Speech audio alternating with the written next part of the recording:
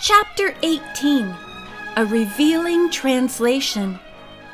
There was an outdoor telephone booth at the entrance to a parking lot next to police headquarters. Nancy entered it and dialed the number of the Peterson bakery.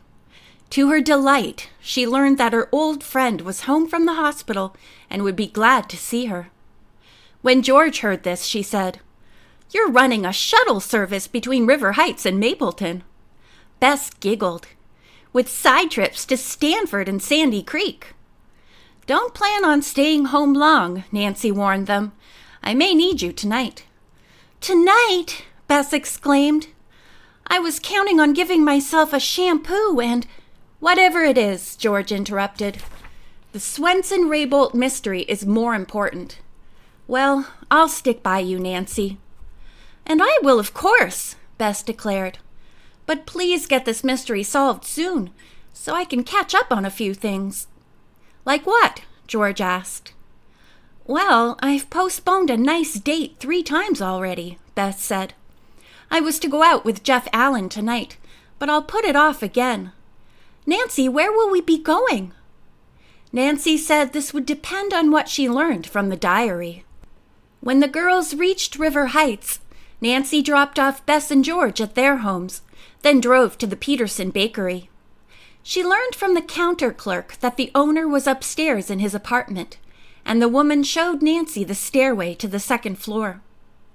The elderly convalescent was seated in an armchair and apologized for not rising to greet Nancy. She smiled, saying, "Mr. Peterson, it's wonderful to see you again, and how glad I am you're feeling better." "Thank you, Nancy. Why, you're a young lady now," he laughed.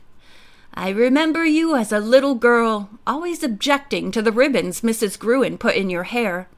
You especially liked my Swedish fruit tarts." Said Nancy, smiling in recollection. "I can almost taste the lingonberry ones now. They were my favorite." "Well, Mr. Peterson, I've come to ask a favor of you. Would you translate a Swedish diary for me?"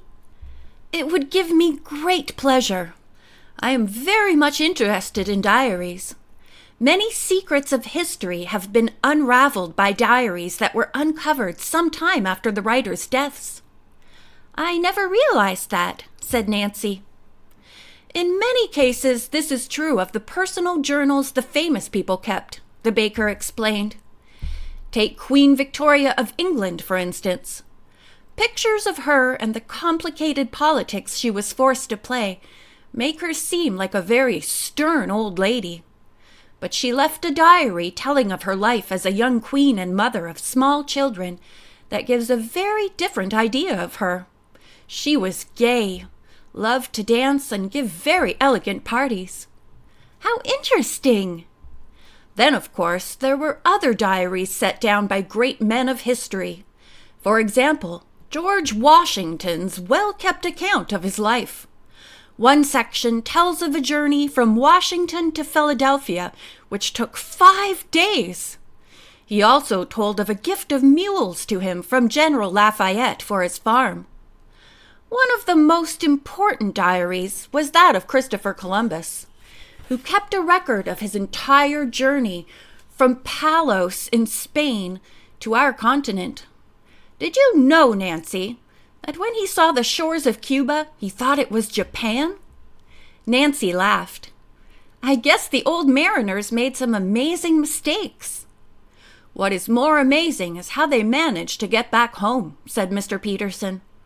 "Some of the voyages must have seemed endless. I enjoyed reading about a schoolmaster who took a job as a private tutor with a family that was moving from Scotland to Virginia. It was a 3-month voyage, and all he received for tutoring the children was bed, board, washing, and £5 for the entire time." "How things have changed," Nancy remarked. She had listened in rapt attention to his recital of items in the old journals. Nancy wondered if Joe Swenson's up-to-date diary would prove to be as revealing as the writer's inner thoughts. A tingle of excitement came over her as she took the diary from her purse and handed it to Mr. Peterson. The baker glanced through it before starting to read aloud. "The writer of this journal is an inventor, I see," he commented. "It's not a day-by-day account. Apparently, he put down only the most important events." Mr. Peterson began to translate. Much of what had been written was delightful and informative, but had no bearing on the Raybolt case. After a while, Nancy interrupted to say, "If you're becoming tired, please stop. I'll come back another time." "Don't you worry, Nancy. I feel fine." He read on. "Today," the diarist had written, "I went to see a man who sells inventions to big companies and shares the royalties with the inventors. His name is Raybolt.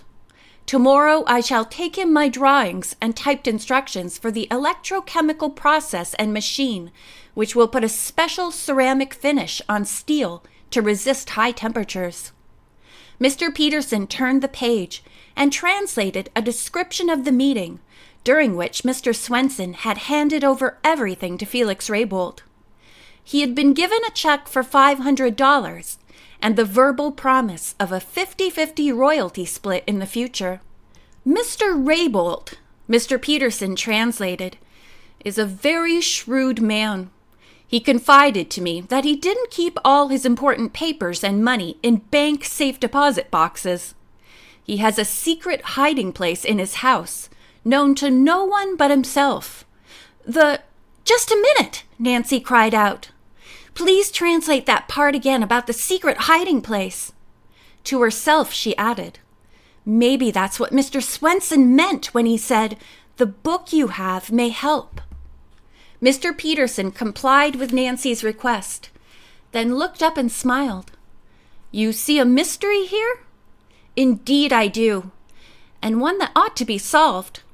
Did you know that Mr. Raybolt's house burned to the ground and he has disappeared?" "I had not heard," the baker replied. "But then I do not know this Felix Raybolt. Shall I read further?" "Oh, please do." Mr. Peterson went on. There were many references to the invention, with some technical language about how the machine and the chemicals worked to produce the desired finish on metals. "This is proof without a doubt that the invention is Mr. Swenson's," Nancy thought excitedly. She listened carefully. The diary came to an end without any mention of a contract between the two men. Nancy was elated.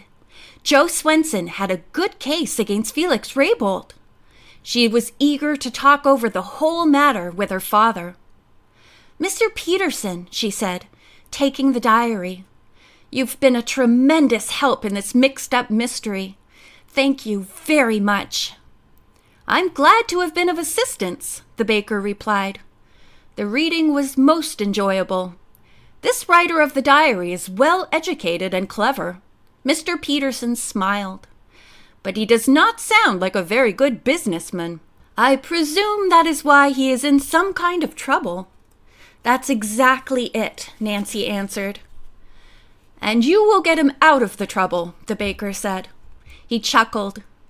"I just can't believe the little girl who loved cookies is now a detective."